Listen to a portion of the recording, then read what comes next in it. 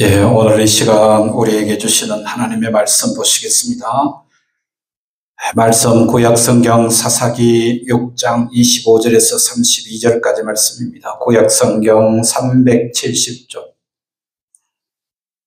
사사기 6장 25절에서 32절까지 말씀입니다. 찾으신 줄 알고 우리 다 같이 한 목소리로 합독합니다. 그날 밤에 여호와께서 기드온에게 이르시되 네 아버지에게 있는 수소 곧 7년 된 둘째 수소를 끌어오고 네 아버지에게 있는 바알의 제단을 헐며 그 곁에 아세라상을 짓고 또 이 산성 꼭대기에 네 하나님 여호와를 위하여 규례대로 한 제단을 쌓고 그 둘째 수소를 잡아 네가 찍은 아세라 나무로 번제를 드릴지니라 하시니라. 이에 기드온이 종 10사람을 데리고 여호와께서 그에게 말씀하신 대로 행하되 그의 아버지의 가문과 그 성읍 사람들을 두려워하므로 이 일을 감히 낮에 행하지 못하고 밤에 행하니라. 그 성읍 사람들이 아침에 일찍이 일어나 본즉 바알의 제단이 파기되었으며 그 곁에 아세라가 찍혔고 새로 쌓은 제단 위에 그 둘째 수소를 드렸는지라. 서로 물어 이르되 이것이 누구의 소행인가 하고 그들이 켜 물은 후에 이르되 요아스의 아들 기드온이 이를 행하였도다 하고 성읍 사람들이 요아스에게 이르되 네 아들을 끌어내라. 그는 당연히 죽을지니 이는 바알의 제단을 파괴하고 그 곁에 아세라를 집었음이니라 하니 요아스가 자기를 둘러싼 모든 자에게 이르되 너희가 바알을 위하여 다투느냐 너희가 바알을 구원하겠느냐 그를 위하여 다투는 자는 아침까지 죽임을 당하리라. 바알이 과연 신을 진대 그의 제단을 파괴하였은즉 그가 자신을 위하여 다툴 것이니라 하니라. 그날에 기드온을 여룹바알이라 불렀으니 이는 그가 바알의 제단을 파괴하였으므로 바알이 그와 더불어 다툴 것이라 함이었더라. 아멘. 할렐루야. 오늘 시간에는 기드온이 받은 호칭이라는 제목으로 여러분들과 함께 말씀 나누겠습니다. 오늘 본문 말씀 보시면 첫 단어가 그날 밤에 그렇게 나오죠. 그날 밤에라는 말은 앞에 나온 내용이 있었던 바로 그날 밤이라는 뜻입니다. 그러니까 앞에 나온 하나님의 사자가 기드온을 찾아와서 미디안에서 압제당하는 이스라엘을 구원해내라 그 명령을 내리셨죠. 그래서 기드온은 자기가 과연 하나님 부름을 받았는지 확인하기 위해서 예물을 상에 차렸더니만 반석에서 불이 나와서 기드온이 진설한 예물을 불살랐습니다. 그러니까 기드온이 하나님으로부터 택함 받았다는 사실이 확정된 겁니다. 자, 그러면 이제 기드온이 해야 할 일이 분명합니다. 기드온은 하나님의 명령을 받들어서 미디안의 압제에 있는 이스라엘을 구해야 됩니다. 자, 그런데 그 일을 어디서부터 시작하느냐 하면 바로 자기 집에 있는 바알상과 아세라상을 부수는 것에서부터 시작하라 하는 것이 오늘 본문의 말씀입니다. 말 그대로 수신제가 지국평천합니다. 그러니까 수신제가부터 먼저 해야 됩니다. 가정을 잘 다스리고 가정을 믿음 위에 반석 위에 세우는 일부터 먼저 해야 하나님께서 맡기신 사명 감당할 수 있다 그런 뜻이죠. 그러니까 하나님을 향한 헌신은 언제나 자기 주변부터 시작되는 겁니다. 하나님을 향해서 담대히 칼을 뽑고 열변을 외치기 전에 자기에게서 가장 가까운 곳에서부터 하나님을 섬기기에 합당하지 못한 모습을 정리해야 된다. 그런 얘기죠. 자, 그런데 기드온의 뒤에다가 뭔가 이상한 구석이 있습니다. 자, 오늘 보면 27절 다시 봅시다. 같이 읽어보겠습니다. 이에 기드온이 종 10사람을 데리고 여호와께서 그에게 말씀하신 대로 행하되 그의 아버지의 가문과 그 성읍 사람들을 두려워함으로 이를 감히 낮에 행하지 못하고 어떻게 해요? 밤에 행하니라. 앞에서 기드온이 실로 놀라운 체험을 했죠. 하나님의 사자의 음성을 듣는 정도가 아니라 직접 대화를 나누었습니다. 하나님의 사자의 그림자를 본 것이 아니라 자기가 드린 예물이 연락되는 것을 자기 눈으로 똑똑히 확인했습니다. 이런 엄청난 일을 체험한 다음에 가장 먼저 들은 얘기가 뭡니까? 너희 집에 세워진 우상을 부숴라 하는 이야기. 만일 우리에게 이런 일이 일어난다면 아마 우리는 KBS, MBC, SBS 종합방송사들까지 다 불러가지고 기자회견을 할 겁니다. 하나님께서 친히 함께 하신다고 명령하신 일인데 뭐 거칠 일이 뭐가 있습니까? 여러분들 다 모여보십시오. 방송 생중계 좀 해주십시오. 하나님께서 명령하신 일입니다 하면서 자신을 자랑하면서 그 일을 진행했으리라고 생각할 수 있는 것입니다. 그래, 거칠 것이 없다는 얘기죠. 그런데 기도는 밝은 대낮에 그 일을 하지 못하고 어두운 밤에 했습니다. 이 말이 무슨 말입니까? 엄청난 이적을 체험했음에도 불구하고 주변 눈치, 사람 눈치 살폈다. 그런 얘기입니다. 하나님께서 지금 나와 함께 계시는데도 불구하고 이렇게 사람이 미약해질 수 있는 것이죠. 자기한테 말씀하신 분이 하나님이라는 사실도 알고 그 말씀에 순종하기도 했지만 여전히 사람들의 반응이 눈이 무서운 겁니다. 그래서 순종하기는 하면서도 담대하게 하지 못하고 밤에 은밀하게 했다는 이야기죠. 여기서 우리가 한 가지 주목할 만한 사실이 있습니다. 기도는 분명히 비장한 각오로 일을 임했겠죠. 아무리 사람들의 반응이 무섭기는 하지만 하나님께서 친히 하라고 말씀하신 일이기 때문에 목숨 걸고 그 일을 감행했을 것이에요. 기도원이 모질게 마음먹고 하나님 말씀에 순종했다면 상당히 대단한 일을 한 것 같지만 그러나 이 사실은 아직 하나님을 향한 전폭적인 신뢰가 부족했다는 증거가 여기에 나타나고 있는 겁니다. 그러니까 하나님이 어떤 분인지를 제대로 알고 또 그 하나님을 온전히 신뢰했으면 어떤 결과가 왔겠어요? 휘파람 불면서 자연스럽게 그 일을 감당했으리라고 저는 확신합니다. 그런데 여러분, 기도원이 하나님은 어떤 분인지에 대한 확신이 있으면 여유 있게 그 일을 진행할 수 있을 일인데도 아직은 그런 여유가 없었다. 이 말이 뭡니까? 목숨을 거는 비장함은 있었는데 그 비장함이 하나님을 향한 충성심이 흘러넘치는 그런 비장함이 아니라 알고 봤더니 이 기도원의 가슴이 새 가슴이었습니다. 새 가슴 알죠? 아주 사람이 나약하게 짝이 없는 겁니다. 사람들은 비장한 각오만 동원하면 대단한 것으로 아는데 신앙생활에 있어서 특히 이런 부분을 조심해야 됩니다. 어느 만큼 각오가 비장한가를 따지기 전에 따져야 할 내용이 따로 있기 때문입니다. 그러니까 비장한 각오는 자기의 실력 부족을 절감할 때 동원되는 의지적인 감정이에요. 이루고 싶은 일은 있는데 자기 실력이 거기 미치지 못할 때 그 모자란 부분을 메우느라고 비장한 각오가 동원되는 것이죠. 이처럼 보잘것없는 기도를 하나님께서 어떻게 해서 사용하셔서 우리가 알고 있는 믿음의 용사 기도원으로 만드시는지에 대한 내용이 이제 앞으로 계속 전개되면서 소개됩니다. 자, 그렇다고 해서 기도원이 꼭두각시였다는 얘기는 아닙니다. 기도원이 가만히 있는데 하나님께서 일방적으로 기도원을 믿음의 용사로 만들어주신 것이 아니라 하나님의 간섭에 대한 기도원의 반응도 있었습니다. 자, 기도원의 행적을 보면은 그런 무서워하면서도 계속 순종했다는 것을 우리가 알 수 있죠. 오늘 본문에만 이런 모습이 있는 것이 아니라 이제 뒤에 나오는 전쟁을 수행하는 모습도 그렇습니다. 양털을 가지고 하나님을 시험한 것으로 모자라서 그 시험을 반복하죠. 그러면서 전쟁에 임하기는 했는데 막상 전쟁에 임해놓고도 무서움을 떨치지 못하는 것입니다. 그러니까 믿음은 마음의 문제가 아니라 일단 태도의 문제입니다. 오늘 본문의 기도는 자기가 맡은 일은 했는데 그 일이 전혀 즐겁지 않습니다. 오히려 무서웠어요. 그러면 이 경우에 나는 이 일을 감사하는 마음으로 해야 되는데 지금 나에게 감사한 마음이 없다. 이렇게 억지로 하는 마지못해 사는 것은 하나님 보시기에도 옳지 않다. 그러니까 감사한 마음이 생길 때까지 기다리겠다. 그러면 그렇게 하면 되는 것이 아니라 우리의 믿음이라는 것은 조그마한 믿음에서부터 시작되더라도 그 일을 실행으로 옮기는 것이 중요합니다. 교회에서 봉사하는 것도 그렇습니다. 즐거운 마음으로 하지 못하겠거든 억지로라도 해야 됩니다. 그게 하나님 앞에 내 믿음을 발동하는 일이거든요. 그러니까 기쁜 마음으로 헌금하지 못하겠거든 벌벌 떨면서라도 헌금하시고 신령과 진정으로 예배 드리지 못하겠거든 예배 시간에 좋은 시간이 있더라도 예배의 자리에 앉아 있으면 거기에서 놀라운 하나님의 은혜가 임하게 되는 것이죠. 자, 오늘 보면 28절에서 30절 말씀을 보면요. 우상이 부서진 것을 본 성읍 사람들 모두가 도대체 누가 이런 끔찍한 일을 저질렀느냐, 이런 일을 행한 사람은 당연히 죽여야 된다, 이런 소동을 일으켰죠. 저는 이 장면을 보면서 참 서글픈 장면이다 그런 생각을 합니다. 이스라엘이 언제 하나님 위해서 이렇게 헌신한 적이 있습니까? 하나님 나라와 하나님의 영광을 위해서는 한 번도 들고 일어선 적이 없던 그들이 바알과 아세라를 위해서는 한꺼번에 난리를 치고 있는 거예요. 네. 그리고 그들이 뭡니까? 또 있는 장면이 있죠. 대체 죽을 만한 잘못을 저지른 사람이 누굽니까? 네. 성읍 사람들의 생각으로는 자기들이 섬기는 바알상과 아세라상을 부순 기드온이 죽어 마땅한 사람인지 몰라도 사실 하나님 편에서 보면 자기들이 죽어 마땅한 사람들 아닙니까?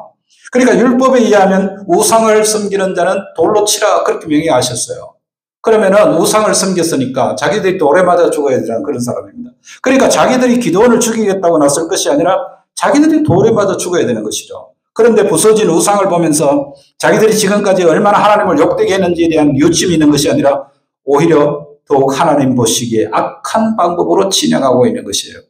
사실 기드온이 마을 사람들을 꾸짖어야 되는 것 아닙니까? 여러분들, 왜 우리가 이 미디안의 압제 속에서 이렇게 고통당하는지 압니까?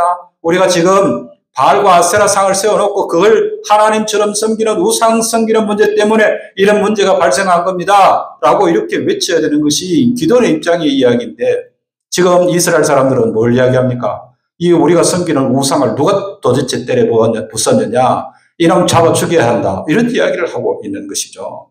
그러니까 기드온이 하나님의 부름을 받아서 나가는데 첫 번째로 맡겨진 일이 우상 부수는 일이었어요. 기드온이 처음으로 하나님을 향한 발걸음을 옮긴 거죠. 그런데 이렇게 하는 것을 옆에서 그냥 놔두지 않습니다. 누군가 하나님을 향한 발걸음을 옮기면 주변에서는 잡음이 일어나게 마련입니다. 그러니까 우리는 잡음이 일어나건 말건 관계없이 주님 쪽으로 부지런히 발걸음을 옮겨야 되는 하나님의 백성들인 줄로 믿습니다. 누가 뭐라고 해도, 한번 따라합시다. 누가 뭐라고 해도 나는 하나님 자녀다. 이런 소신을 가지고 여러분 주위에서 예수 안 믿는 사람들이 뭐라고 깔짝거려도 거기에 너무 신경 쓰지 마세요. 하나님 백성답게 살아가야 되는 것이죠. 부교육자 시절에 제가 당시 지도하는 학생들 중에 부모 몰래 교회 나오는 아이들이 들어 있었어요. 주일날만 되면 부모님 눈치 보다가 몰래 교회 나오는 아이들 있잖아요. 옛날에 그런 아이들 참 많았어요. 요즘은 뭐 그렇지 않겠습니다만. 저는 그런 학생들에게 전도사로서 아이들에게 가르칠 때 그런 이야기 했어요. 야, 가끔씩 들켜라. 부모한테 내 교회 가는 걸 들켜라 그랬어요. 아이고, 뭐 전도사님 큰일 납니다. 집에서 쫓겨납니다. 그러죠.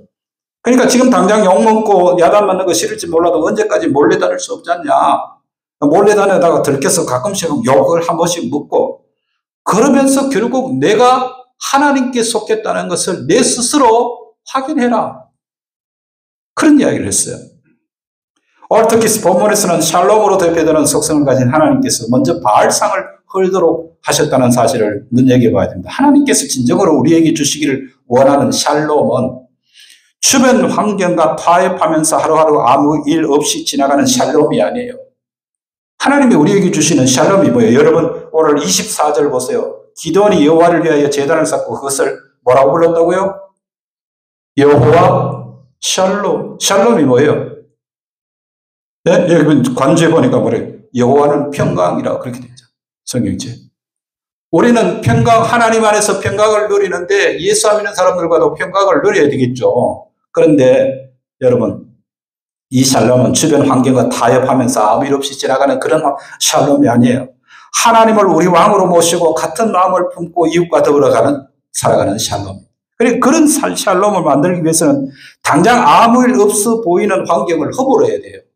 네. 어쩌면 기도원으로서도 공연히 바알상을 회피해서 시끄러운 일을 만드는 것보다 차라리 그 안에서 적당히 지내는 게 훨씬 더 편했을 것입니다. 하지만 그건 평안이 아니라 편안이죠. 편안. 예. 하나님께서 우리에게 주시기를 원하시는 것은 그 속에 세속과 타협한 편안이 아니라 하나님과의 관계를 정립한 평안입니다. 자, 여기서 31절 보십시다. 31절을 같이 읽습니다. 여호와서가 모든 자에게 이르되 너희가 바알을 위하여 바꾸느냐 너희가 바알을 구원하겠느냐 그를 위하여 바꾸는 자는 70까지 시험이 아니라 바알이 과연 11일째 그의 전화를 파괴하였습니다. 그가 자신을 위해 다툴 것이니라 아니라. 자, 기드온이 벗은 바알상은 누구의 집에 있었어요? 바알상이 누구의 집에 세워져 있었어요? 기드온 자기 아버지가 자기 집에 세워놨어요. 네.